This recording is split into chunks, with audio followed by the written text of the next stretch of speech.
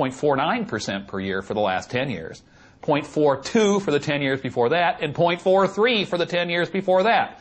So the models have twice as much greenhouse warming radiation going in them as is known to be happening. It shouldn't shock you that they predict more warming than is occurring. Models predict what the temperature might be in 50 or 100 years' time. It is one of their peculiar features that long-range climate forecasts are only proved wrong long after people have forgotten about them.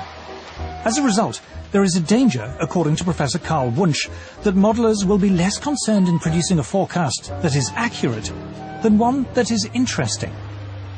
Even within the scientific community, you see, it's a problem.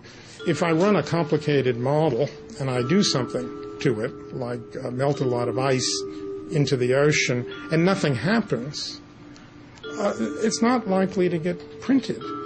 But if I run the same model and I adjust it in such a way that something dramatic happens to the ocean circulation, like the heat transport turns off, it will be published. People will say this is very exciting. It will even get picked up by the media. So there is a bias. There's a very powerful bias within the media and within the science community itself toward results which are dramatizable. The Earth freezes over. That's a much more interesting story than saying, well, you know, it fluctuates around. Sometimes the mass flux goes up by 10%. Sometimes it goes down by 20%. But eventually it comes back. Well, you know, which would you do a story on? I mean, that's what it's about. To the untrained eye, computer models look impressive, and they give often wild speculation about the climate the appearance of rigorous science.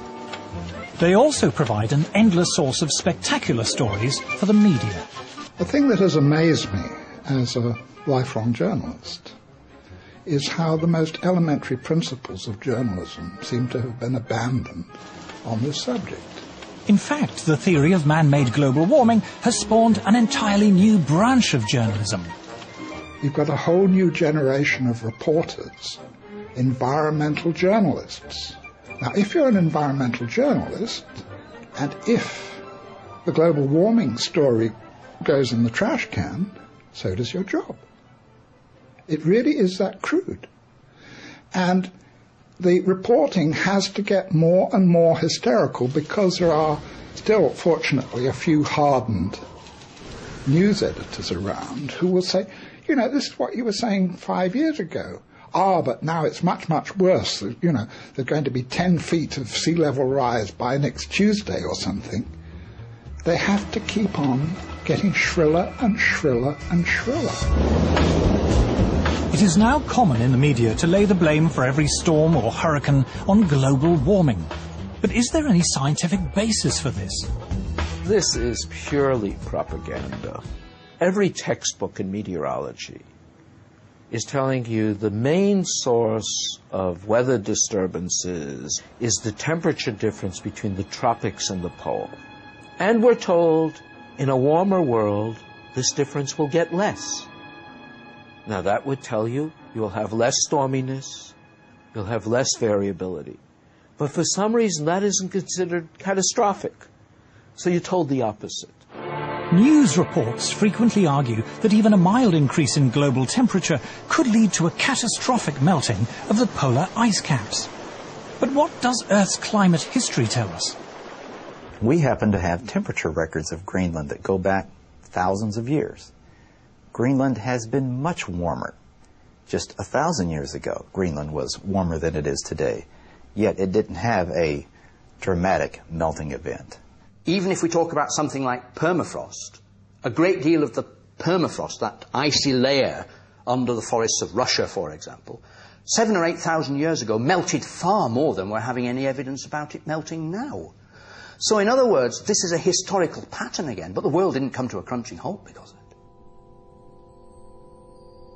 Professor Siunishi Akasofu is head of the International Arctic Research Center in Alaska.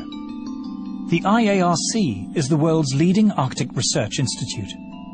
Professor Akasofu insists that over time, the ice caps are always naturally expanding and contracting. There are reports from time to time, a big chunk of ice break away from the Antarctic continent.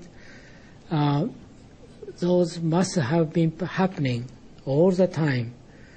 But because now we have a satellite that can detect those, that's why they become news.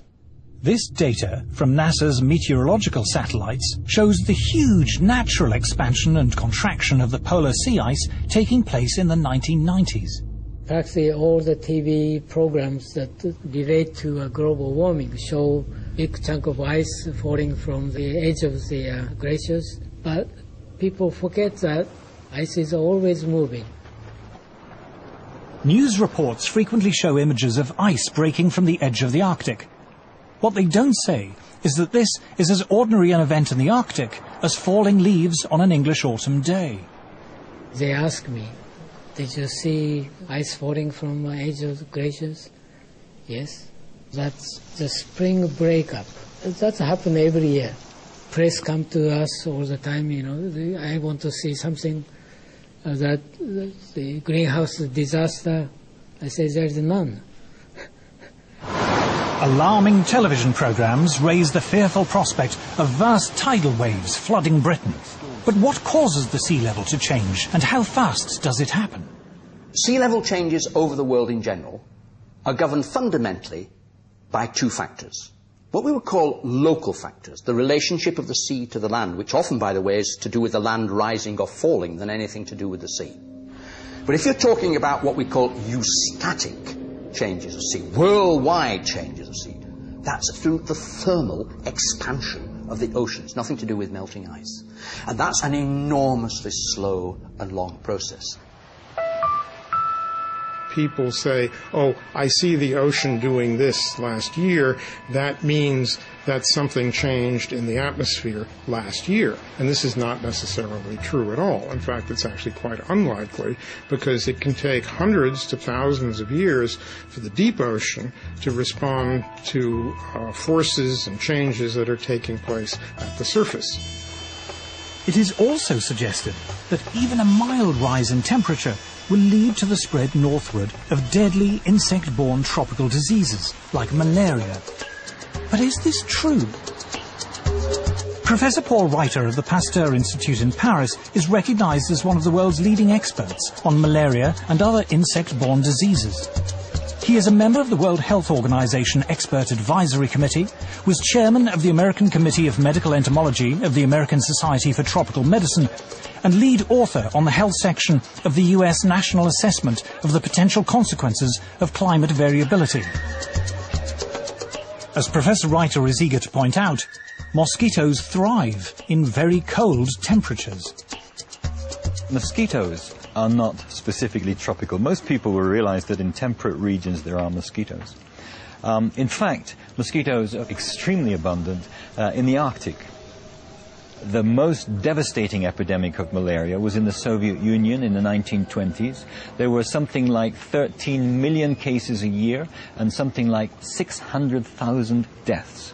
A tremendous catastrophe that reached up to the Arctic Circle. Archangel had 30,000 cases and about 10,000 deaths. So it's not a tropical disease. Yet these people in the global warming fraternity invent the idea that malaria will move northwards.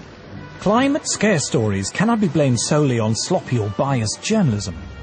According to Professor Reiter, hysterical alarms have been encouraged by the reports of the United Nations Intergovernmental Panel on Climate Change, or IPCC.